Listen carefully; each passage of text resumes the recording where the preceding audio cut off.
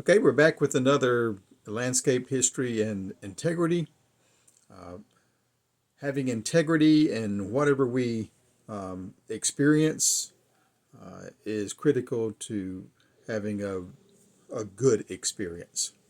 So, if you know, as I think I've said before, if your foundation of a building does not have good structural integrity, then your floor is going to fall in. You're going to fall in. You're going to have a bad experience. And the same thing goes with our business, our personal relationships, uh, our civic relationships, etc. So people need to be able to depend on people, and we have to depend on people by the only way we can depend on people is we know that they're honest and they have integrity and that you can trust them, right? So let's look at history. That's what I do to see is what I'm hearing today making sense, or do I find something else in history that may help me to better understand and discern what I'm experiencing today and what is true and what is false, or what is safe and what is unsound. So we're back again with landscape history and integrity.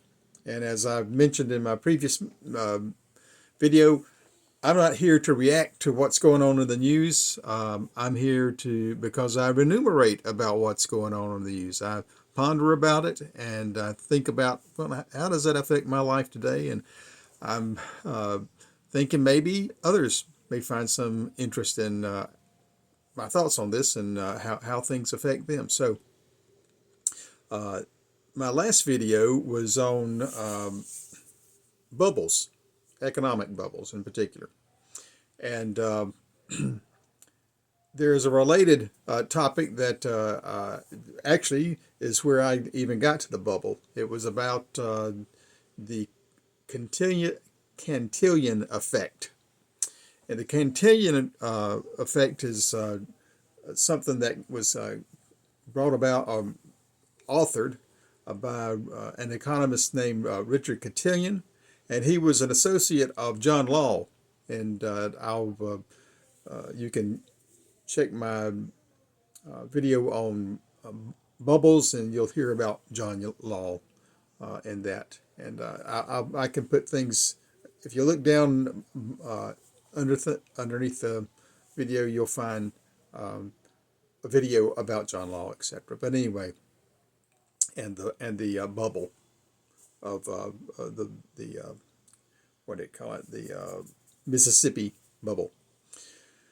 But Cantillon was an associate of John Law. He invested in the Mississippi Company.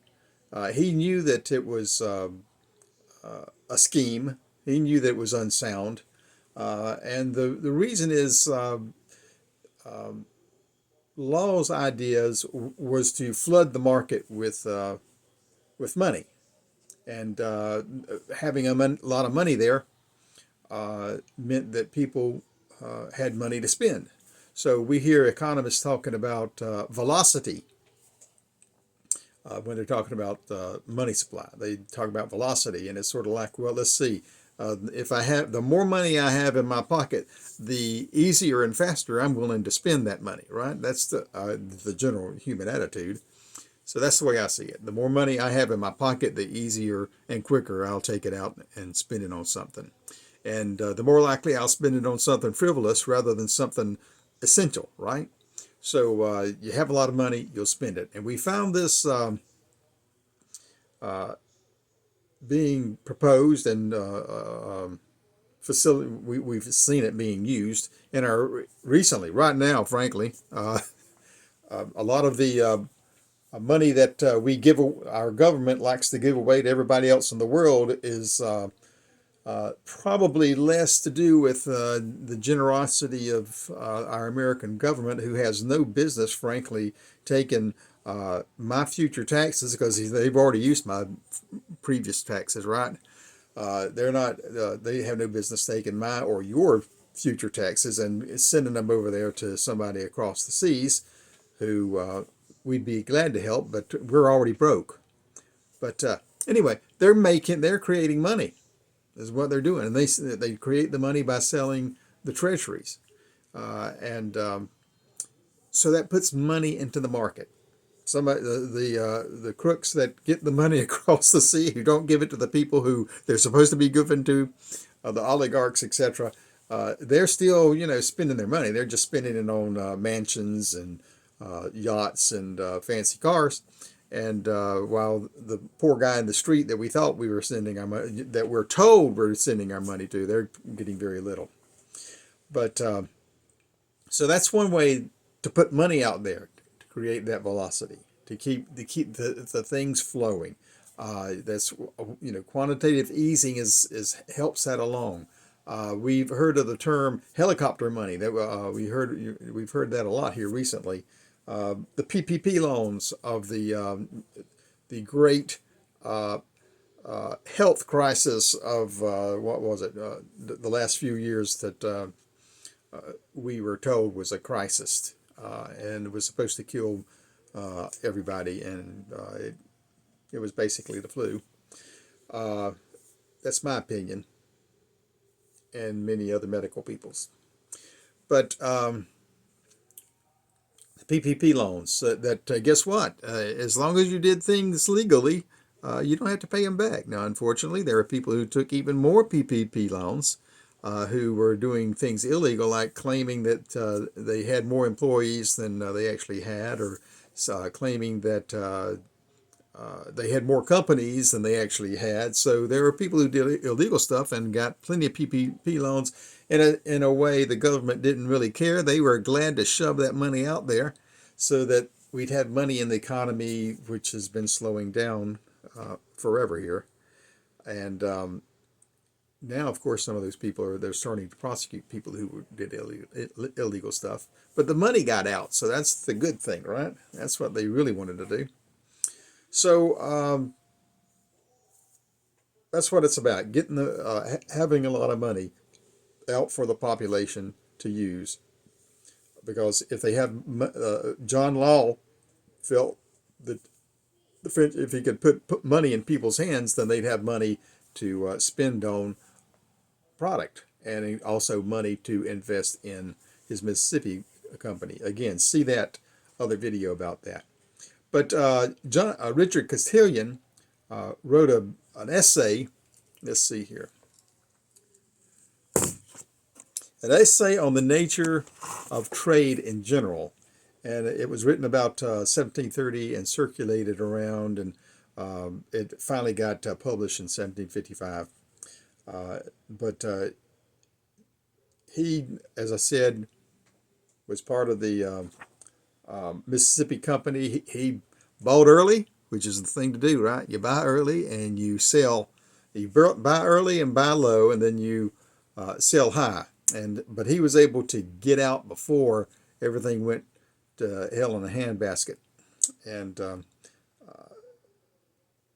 so that's what he did. And his Cantillon, his essay was about the Cantillon effect that he talks about, is that the people who benefit most from the money that's created are the people at the top of the economic chain, the big guys.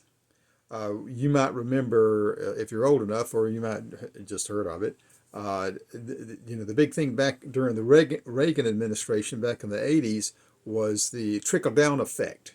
And there's a lot of people who just say that's hogwash. Trickle-down effect doesn't work. Well, obviously things do trickle.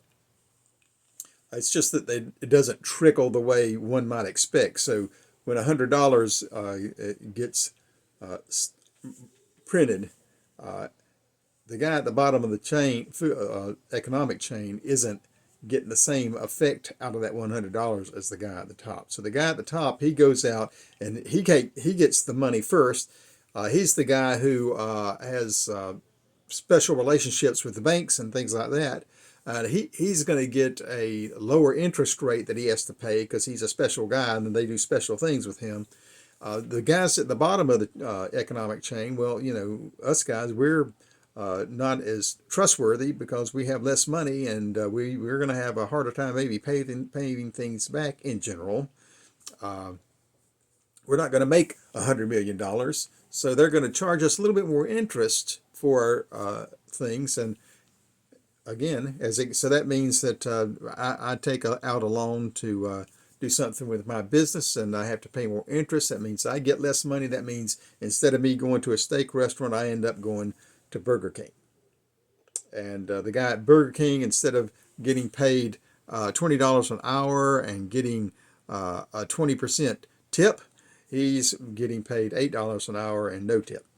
Okay, so it just, the guys at the bottom doesn't get the same, have the same effect. So the Cantillon effect is the people at the top of the economic chain are the people who get the most benefits from the money that is created. And obviously, he himself was one of those people. He was an inside guy with the that investment for the Mississippi Company. He made a killing, and other people didn't. And of course, he invested. He had the money to be able to invest in something at a lower price. And as that investment grew, the reputation of the investment grew, people were paying more and more and more for it. So, the guy who is further down the chain, he's having to, whereas Cantillon might have paid $10 for his share, or francs or whatever. Then the man who came later on down the road paid 20 francs for his share. He got less. He still got one share, but it cost twice as much, etc. That's just, I'm talking about this in a theoretical kind of way. So that's what the Cantillon effect is about. And I guess what we want to do is try to get in at the top of the chain if we can. But anyway, basically, the point of the Cantillon effect is that don't be fooled that you at the bottom of the food chain are going to get a whole lot out of it. You will get something, but you're not getting what is... Yes, the economy thrives, and that's good. And the fact that the economy thrives is good for you, because if you work at Burger King, you actually have a job selling burgers. If the economy is not thriving, you don't have a job selling burgers, because nobody can even afford the burgers. Or if you work at the steak restaurant, at least you have a job working at the steak restaurant, maybe. But if there's no money flowing, then no one comes to the steak restaurant, and so you don't have a job, and you don't get tips. So having a good economy is important. Having velocity, as they call it, in the economy is important, but it's not equal for everybody. So we always hear that, oh, everything's great. We get all these stories about, oh, everything's going to be great. Well, it's not always as great for one person as for the other. So, hope you've learned something. I'll put it in here. I'll put the link to the other video on the bubbles. I'm sorry. You see the link to the bubble video attached here, and you can go take a look at that. And feel free to make a comment about what you think about what's going on in the economy, or what has other historical events that are of interest and may be informative to us today. And have a good day.